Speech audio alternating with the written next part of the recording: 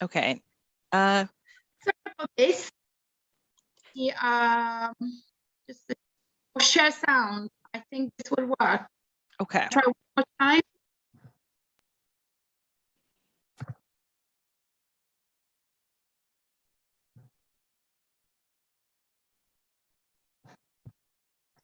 Hello, my name's Pettinelli, and as you can see from my heat map, I've been working on open source for Ubiquity Press for about a year now.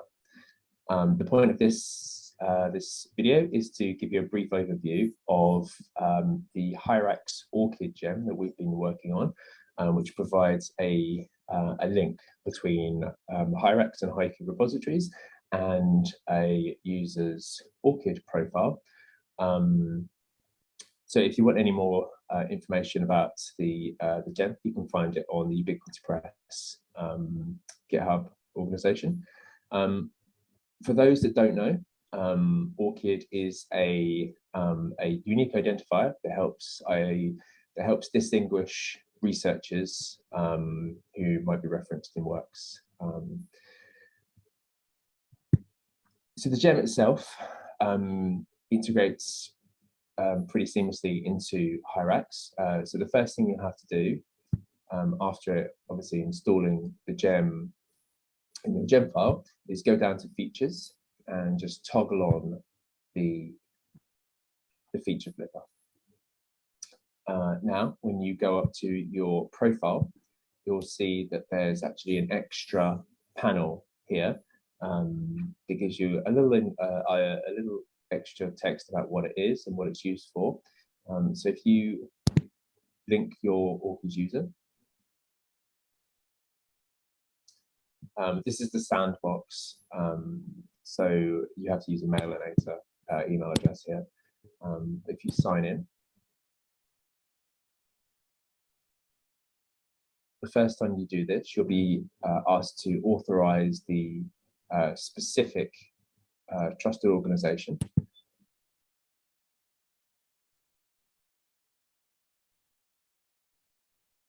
And then you'll be redirected back to the profile page. So there are a number of different ways that the Hyrax ORCID gem will sync works, and I've been referring to these as sync strategies. The first strategy will automatically sync any work where your ORCID ID has been referenced. This is the quickest and easiest way to get works up onto your ORCID profile. The second way will sync any works where you are the primary creator, and if you are referenced as a secondary or additional or creator or contributor, then you will be notified up in the Hyrax notifications. And you'll be given an option to either delete the notification or sync from there. The third option is a manual option, where you won't be notified and no works will be synced automatically, but all works that your ORCID ID is referenced in either the creator or the contributor field will be listed down here. So you will have a little toggle that you can select to send that stuff, to publish that stuff to ORCID or to remove it from your profile.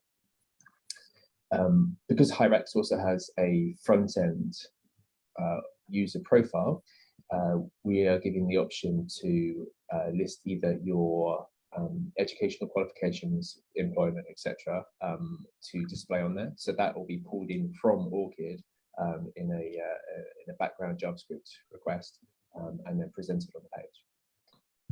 So I'm going to tick all of these, and I'm going to set this guy to automatically send all of his work. Just save. So as you'll see, I've got two users logged in. The first is the Hyrax admin user, and the second is just a normal bog standard user. So I'm going to link both of their accounts.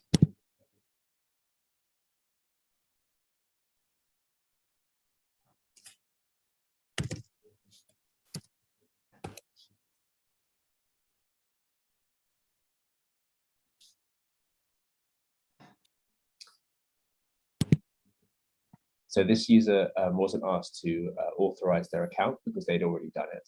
And so the next time they come in, they're just taken straight back to the page. Because this user's profile doesn't have any information on it, I'm only going to show the works when they're added. And I'm going to say that any work that they're referenced in as a secondary creator or contributor is going to be notified. So they're going to be notified about. So we can see that their ID is 8278, and this user's is 4625. So I'm going to go create a work.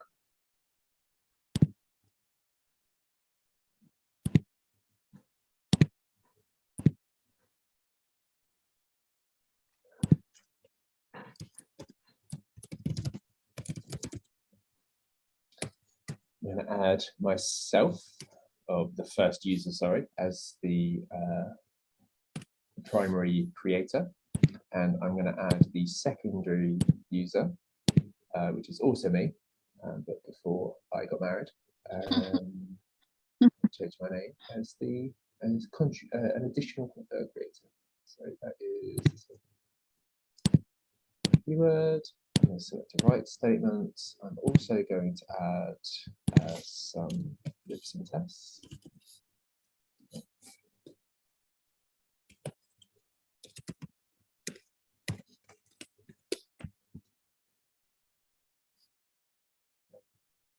There we go.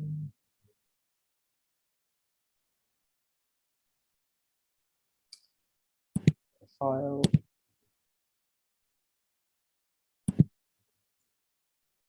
Just going to be some random wallpaper. The gem is only concerned about public works. So if it's set to institutional, embargo, private, etc., then no notifications, no automatic syncing will happen at all. So I'm going to select public and agree to terms and conditions and hit the go button.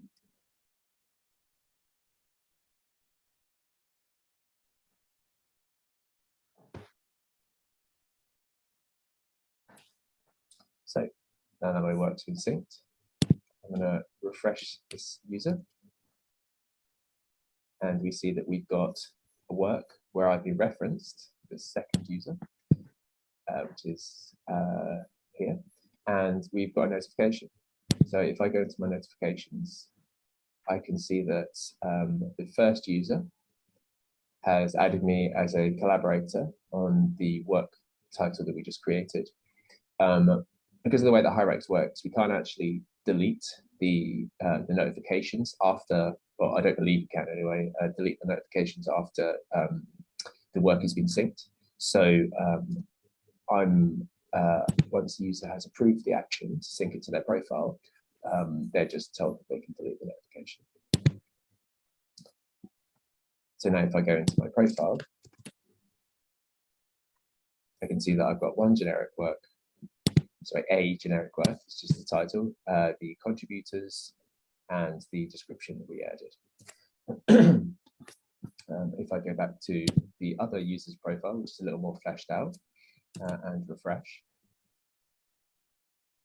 I can see that I've got that work as well.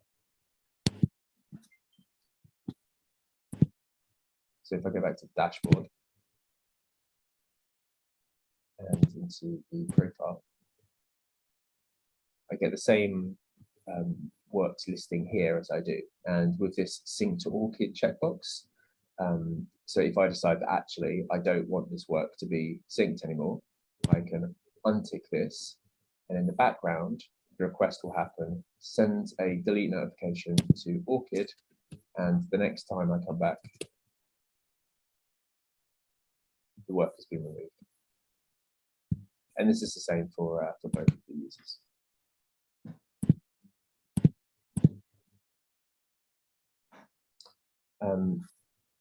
So the other thing to show you is that when you go to the user's profile page,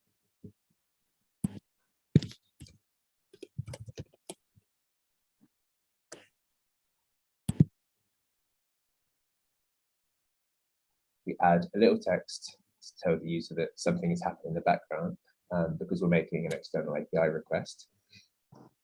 And we display the information that the user has on their profile.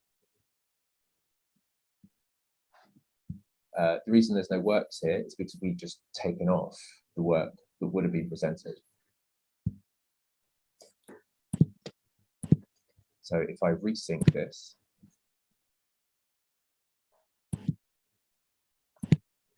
and now I just refresh this, you can see that that work is being pulled in as well. And that's all.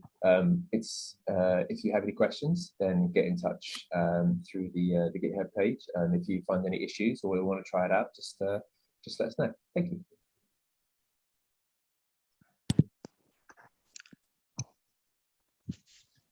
Thank you so much, Elisa. That was such a cool feature. Thanks for sharing. I'm glad we were able to get it going.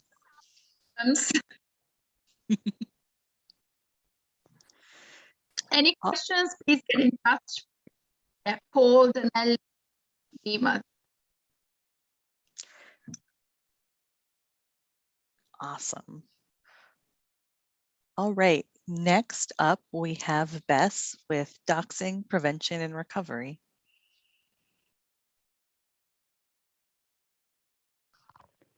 Hey, can you see me? Yes, I can see and hear you, but not your screen yet. Okay, great.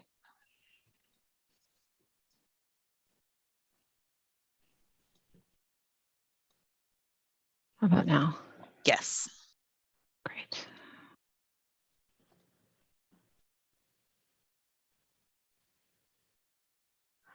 All right, I changed the title of my talk a little bit.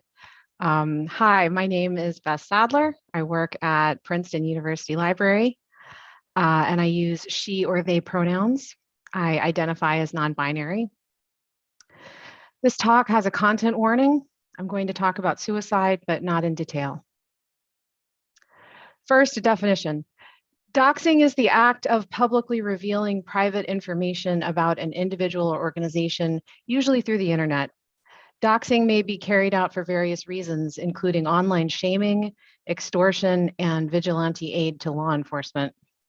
Here I'm going to focus on doxing as a tool of public shaming. So things I learned from being doxed. Number one, I will survive. This year I had private, intimate details of my life published on the internet. My family, my friends, my employers, and my colleagues, not to mention lots of strangers, now know things about me that I didn't want public.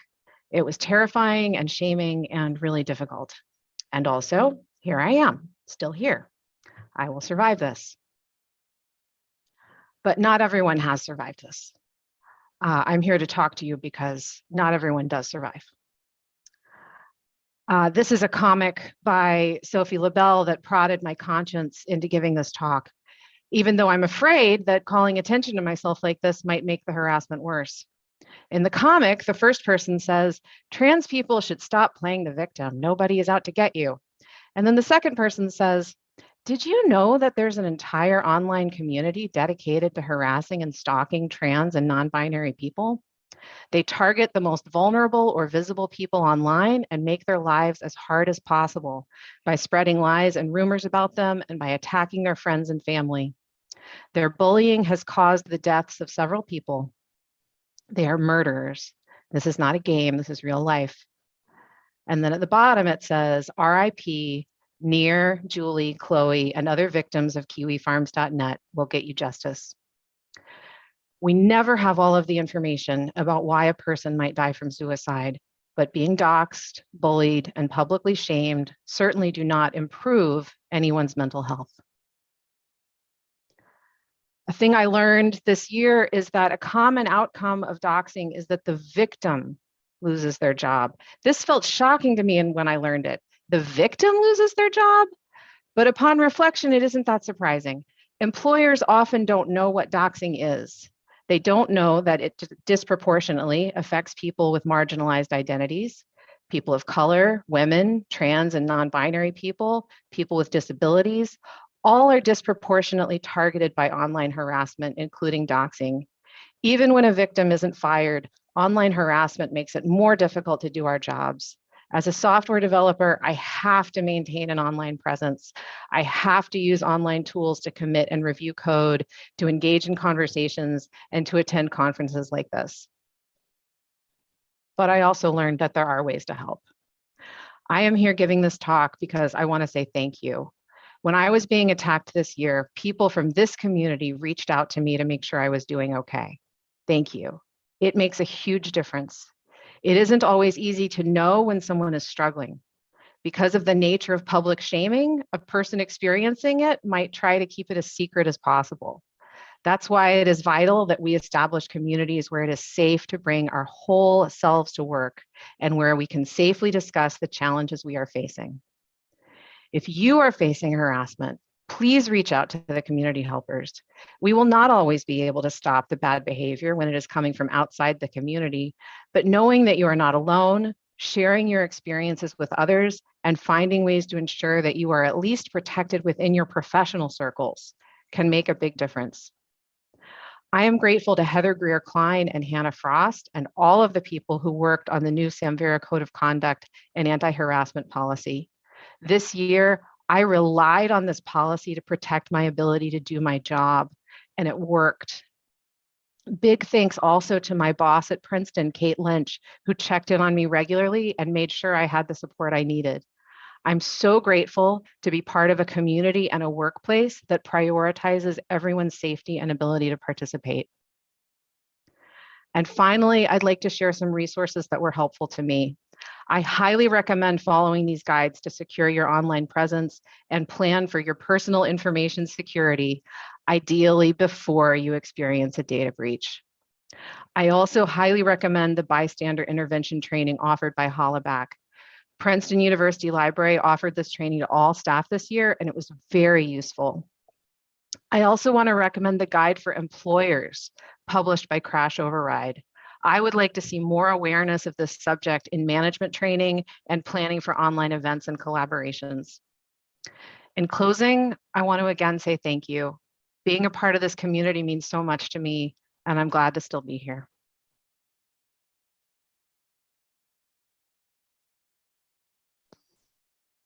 Thank you so much, Bess. We are so glad you're here.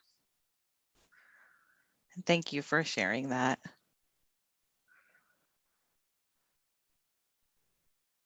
So our final lightning talk for today is the from Danji, the IIIF React Media Player Component Library. Thanks, Sadler. I hope you can see my screen and hear me. I can see, and you're a little bit soft, but I can hear you. Okay, is this better? That's better. Okay, thanks.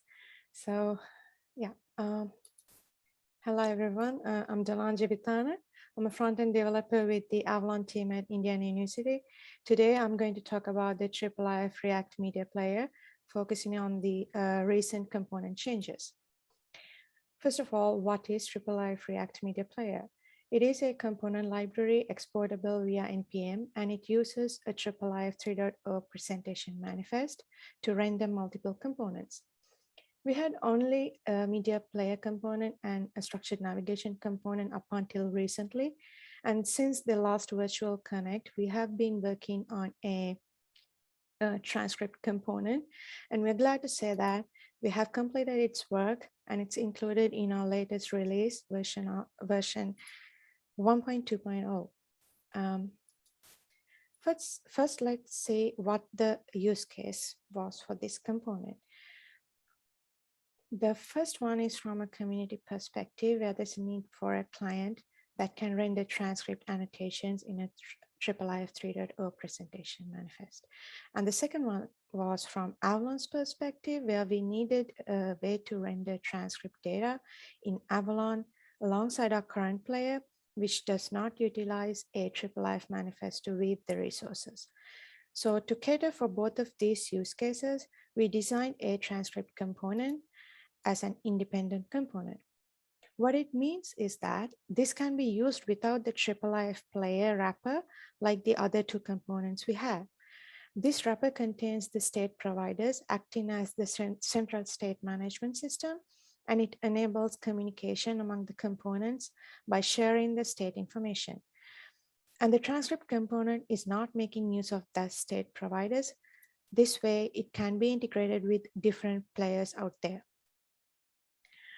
And also, this component supports multiple transcript file formats, which we will talk later in detail. And last but not least, this provides synchronization with playback when you provide timed transcripts. Since the transcript component is not connected to the state provider like the other two components, it requires a couple of props to be rendered. The first one of them is the player ID, and it refers to the ID of the HTML player on page. If you're using this along with the IIIF player, then the value of this would be IIIF media player. Then we have the transcripts prop, which contains a list of objects for each canvas. And each of these objects has a canvas ID starting from 0. In IIIF manifest, the canvas count starts from 1, but here we have it starting from 0. So it's more of an index rather than ID. So that's that. And each canvas can have multiple transcripts. So the items is a list of transcript files, each having a title and a URL. So let's see how you can use this in your application. And there are actually two ways you can use this. The first one is with the IIIF player. So this code shows a full integration of the IIIF component library in Avalon. We have the media player, the structured navigation components wrapped within the IIIF player, and it fetches the manifest from the given URL and shares the manifest with its consuming two components. Below that, we have the transcript component. This particular instance has a single canvas with two transcripts. The first one is directly fetching the WebVTT file, and the second one is fetching a WebVTT file via the IIIF annotations. So this is how it's rendered on the page in Avalon's item page. We have the three components, the player, the structured navigation, and the transcript component with the metadata panel in Avalon. And the second way to use the transcript component is with a different player. So we are using the same example of Avalon here with the current media player. Let's first look at what are the changes that you need to do in your player so that the transcript component can be integrated with that. The first one is to add an ID for the HTML players if you don't have one. So here we have Avalon media player for both video and audio players. And then you need to add a new attribute called data canvas index and a mechanism for it to be updated as the canvas changes within the player, so that the transcript component can react to the canvas changes in the player and render the correct transcripts on page. And then using an appropriate package or gem, you can bring the transcript component into your application. Here we are using React Rails in Avalon, and we have created a React component within Avalon called React IIIF transcript to bring in the external transcript component. So once you have this set up, this is how it looks in Avalon's item page. You have all the existing elements, the current player, the sections, the metadata panel, along with the transcript component from the library on the bottom right corner. Now let's see what other data input formats the component can digest. The first one is a IIIF manifest annotation with supplementing motivation. And these annotations can be either a list of individual annotations for each transcript fragment or an annotation point to an external transcript resource like we saw before. The transcript parser within the component filters the annotations with the supplementing motivation and then pass them accordingly so that the component can render them on the page. These external transcript resources can be pointed to a JSON file with the annotations list or a transcript file in these formats, the WebVTT format, Microsoft Word document, or plain text file. And these file types can be directly fed to the props as well. So let's see how these transcript formats gets rendered within the component. First, we have here is a list of annotations, each representing a transcript fragment. As you can see, the motivation for each of these is supplementing, which the parser makes use of to identify the relevant annotations. The Aaaf annotations have a property called target, which presents the URI of the canvas, and it uses the media fragment syntax, providing a start and end timestamps for that particular transcript fragment. Once you feed this into the component, these annotations get populated like this on the page with a timestamp and a text with the synchronization with the playback is enabled. So, and also WebVTT files are rendered in a similar way if they're in the standard format. Next, we have the Word documents and the plain text files. Here we have a plain text file given as a supplementing annotation in the manifest, and it gets rendered within an iframe utilizing a Google Doc Weaver. One thing to note here is that these file types do not synchronize with playback, even if they contain timed text within them. Now let's take a look at a demo of how all of these work. Here what you see is the standalone player in our GitHub demo page. It has all the three components. So when the media is playing, the transcript component reacts to the time update event within the player and highlights the relevant transcript fragment. Using the transcript fragments, the player can be seeked to the starting timestamp of that particular transcript fragment like this.